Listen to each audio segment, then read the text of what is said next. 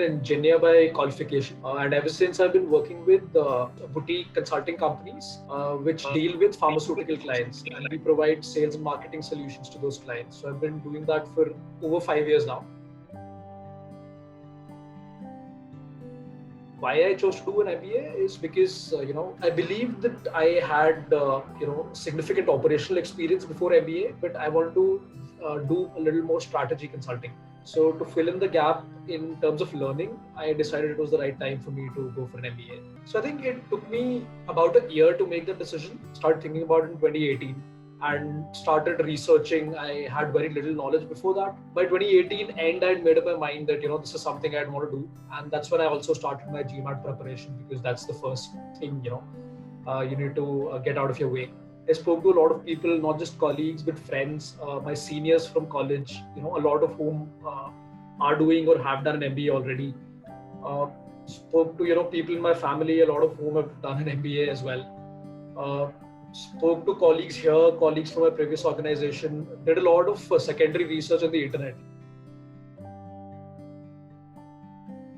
GMAT, I started with the official guide. Actually, I found the official guide pretty sufficient. It gave you a lot of context as to what the questions would be. And post that, I just did practice tests, a lot of free practice tests available online, and the 2 GMAT tests that are available when you register. And there are another 4 tests that you can buy. So I bought those tests as well. Like, the only challenge was with verbal. And the thing with verbal is that, the kind of language we use in our day-to-day life is very colloquial. That would in fact be my recommendation to, students who have just graduated, that I think they would do a little better at verbal, because they're still in touch with, there are so many events that go on college, right? A lot of colloquial events, a lot of oratory events. In addition to the official guide, I did the verbal official guide as well, solely for verbal questions. So yeah, verbal was the only challenge. I started in about December of 2018, and the first attempt I gave was in May 2019. And yeah, that's the only attempt I gave. And yeah, 720. So selecting schools, right, I was very particular that I wanted to stay in Asia, and this is where I want to live and work. And then I was pretty open. I basically wanted a global education. So all the top schools in Asia, they have a global curriculum. So yeah, that's how I went about. Schulich is the only school that is non-Asian that I also applied to. But then I applied to Schulich because 1 year of their program is still in India. So that actually led to, a lot of reduced costs in terms of living expenses. So I was, through my research phase, I was very clear on the fact that I had to work with an admissions consultant, because I had read a lot of blogs and a lot of people's experiences, and I realized that there's a lot of it's the same story, but the way you present it is very different. So I was particular that I needed professional help. So I was actually looking for consultants I could work with, and that's where Crack Verbal sort of came in. I was as part of my research, I was following the Crack Verbal channel anyway. So I know a lot about how Crack Verbal worked anyway. So I reached out to a few consultants, talked to them how they, what they had to offer, and how things are going to work between me and them if I was going to take their services. So Crack Verbal sort of stood out amongst all of them, and yeah, that's how I decided to start working with Crack Verbal. It was the channel actually. So there is so much content in the channel, right? Arun and Shrikala regularly put out so much content. So that content sort of reassured me that these people know what they're doing. So it was less the contact, less the first few conversations we had, but more of the background building from the content I'd been watching on the Crack Verbal channel and the Crack Verbal website. There are a few blogs as well. The thing with essays is, right, most B schools want you to write a lot in just so many words. So that becomes a lot of a big challenge. So when I'd actually begun writing, I was in the habit of like explaining everything and putting everything down, like setting a lot of context, telling them everything that happened. So that would often raise the word limit to like four or five times, if not more, than the word limit. That was a challenge, like to really accommodate what I want to say in just so many words. So that's where the consultant I was working with was very helpful. He sort of guided me to, sort of gave me a different perspective, in the sense that what in that story is important to the person who's reading that essay, and what are the unimportant bits.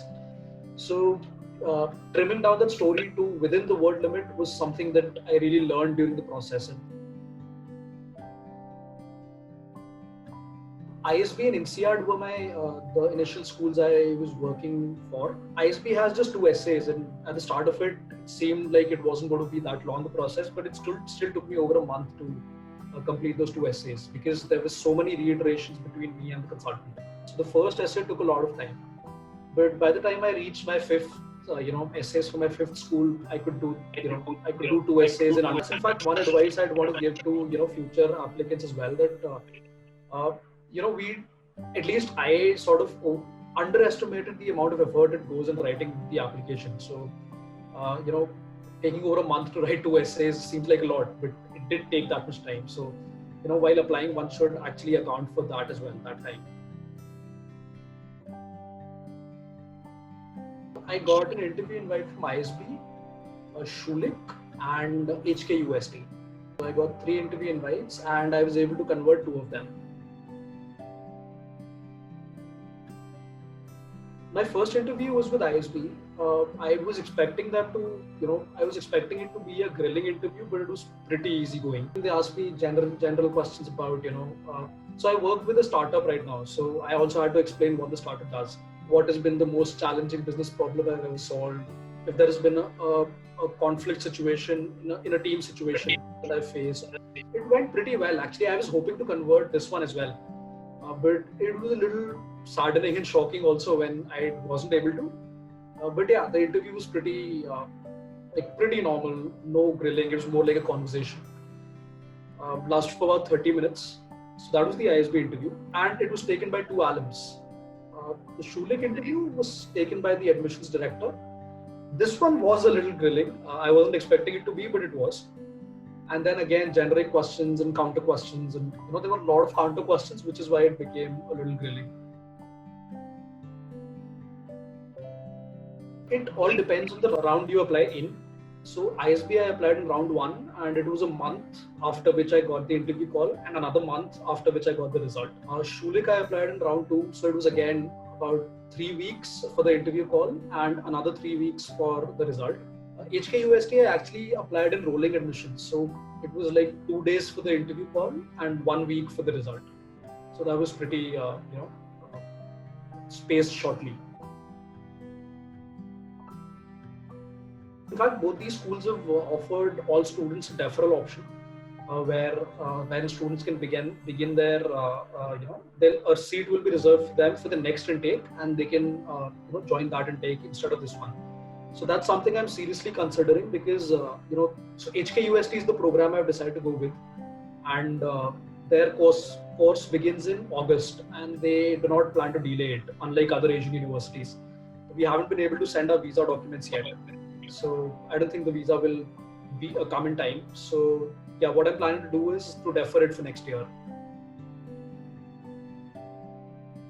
The perspective that it brings to the table as professionals, right? And working in the field for like us students as professionals, and working for so many years, we tend to become very focused on the technical aspects of things we do. That's where a consultant becomes important, because they'll just come in and give you a larger view of the things, a bird's eye view of things, and how what we are doing is creating a greater impact, which is what the admissions committees are interested in knowing. They don't want to know that what code you wrote or what automation you did, or what tool you made. They're interested in knowing what impact it created. So it takes some time for a student to shift their thinking from that technical aspect to the larger picture, and that's where I think a consultant becomes very important, because they give you that perspective, and because they work with so many clients, right? They are able to use words, and they're able to refresh the content that you've written in a way that it becomes more appealing. So yes, I definitely recommend Crack Verbal. And the other thing I also wanted to talk about is the interview preparation that I had with Shrikala. That actually gave me a lot of perspective into how I could answer the same questions and say the same things, but position them differently, so that because what typically tends to happen is that you have both positive and negative experiences. So while you want to share those negative experiences as well, you don't want to portray them as very negative, because that doesn't give a good picture to the interviewing officer. So that's where conversations with Shrikala really helped.